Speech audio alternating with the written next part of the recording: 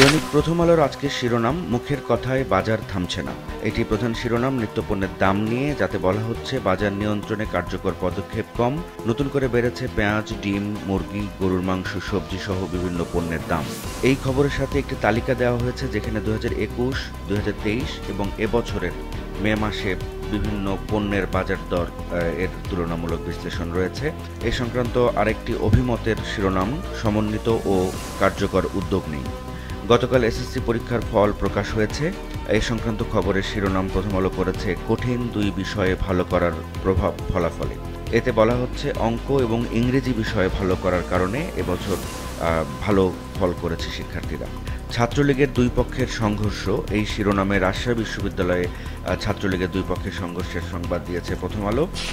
দৈনিক সমকালের প্রধান শিরোনাম, বাড়তি রাজস্ব সংগ্রহে কর ছাড় ও অব্যাহতি কমাবে এনবিআর। এতে বলা হচ্ছে আসছে বাজেটে কর্পোরেট কর হার কমতে পারে, করমুক্ত আয়ের সীমা বাড়ছে না। আজ ও কাল প্রধানমন্ত্রীর সঙ্গে অর্থ মন্ত্রণালয় ও এনবিআর এর বৈঠক। এসএসসি পরীক্ষার ফল নিয়ে সমকালের শিরোনাম, পূর্ণ সিলেবাস পূর্ণ নম্বরেও হেসে খেলে পাশ। রাজশাহী বিশ্ববিদ্যালয়ে ছাত্রলীগের মারামারি নিয়ে সমকাল শেষের পাতায় একটি খবর দিয়েছে, যার শিরোনাম, পিটিয়ে প্রতিপক্ষকে হলছাড়া করলেন ছাত্রলীগ কর্মীরা। শেষ পাতায় সমকালের আরেকটি সংবাদ, হাসপাতালের বিকল লিফটে ছটফট করে রোগীর মৃত্যু।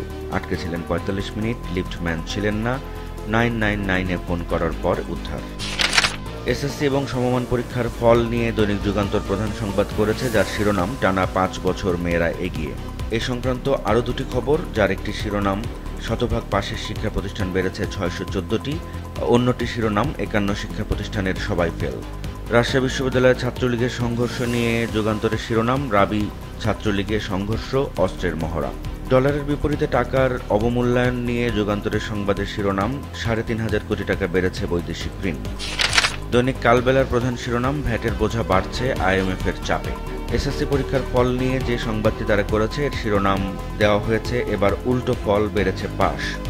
এই খবরে বলা হচ্ছে, শিক্ষাবিদরা জানিয়েছেন করোনা পরিস্থিতিতে শিক্ষার্থীদের মধ্যে যে ঘাটতি দেখা দিয়েছিল এখন তা স্বাভাবিক হতে শুরু করেছে। গাজীপুরে হাসপাতালে রোগীর মৃত্যু নিয়ে কালবেলার শিরোনাম, ৪৫ মিনিট লিফটে আটকা থেকে মারা গেলেন রোগী। দৈনিক বাংলাদেশ প্রতিদিনের আজকের প্রধান শিরোনাম, ঘুরে দাঁড়ানোর চ্যালেঞ্জে সরকার।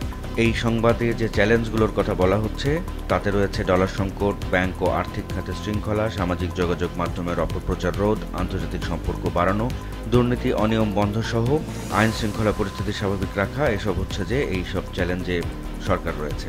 বাংলাদেশ প্রতিদিনের আরেকটি শিরোনাম, শরিক ও সমমনাদের সঙ্গে বসবে দুই দল। এই শিরোনামে দুটি আলাদা সংবাদ ছাপিয়েছে তারা, একটি আওয়ামী লীগকে নিয়ে, যার শিরোনাম শরিকদের অভিমান ভাঙাবে আওয়ামী লীগ, অন্যটি বিএনপিকে নিয়ে, যাতে বলা হচ্ছে সমমনা দলগুলোকে সক্রিয় করবে বিএনপি। এই পত্রিকাতে আরেকটি খবর, আবার পাসপোর্ট পাচ্ছে 69,000 রোহিঙ্গা। এতে বলা হচ্ছে বিভিন্ন সময়ে সৌদি আরবে আশ্রয় পাওয়া 69,000 রোহিঙ্গা নাগরিক আবারও বাংলাদেশি পাসপোর্ট রিনিউ করার সুযোগ পাচ্ছেন। দ্য ডেইলি স্টার আজকে প্রধান শিরোনাম করেছে ঢাকার 2 মেয়রের 4 বছর পূর্তিকে ঘিরে একটি সংবাদকে দিয়ে, যার শিরোনাম, ফেইলিওরস স্টাইফেল সাকসেস। এই খবরে বলা হচ্ছে ঢাকার 2 মেয়র, যারা এই সপ্তাহে 5ম বর্ষে পদার্পণ করবেন তাদের দায়িত্ব গ্রহণের, তারা মশার বিরুদ্ধে যুদ্ধে পরাজিত হয়েছেন এবং শেখ ফজলেনুর তাপস আর আতিকুল ইসলাম তারা প্রতিশ্রুতি দিয়েছিলেন ঢাকার বায়ু দূষণ কমাবেন, সে কাজেও তারা ব্যর্থ হয়েছেন। এই সংবাদকে ঘিরে তারা একটি কার্টুনও করেছে। এসএসসি পরীক্ষার প্রকাশিত ফল নিয়ে দ্য ডেইলি স্টারের সংবাদের শিরোনাম, গার্লস এইস এসএসসি এগেইন।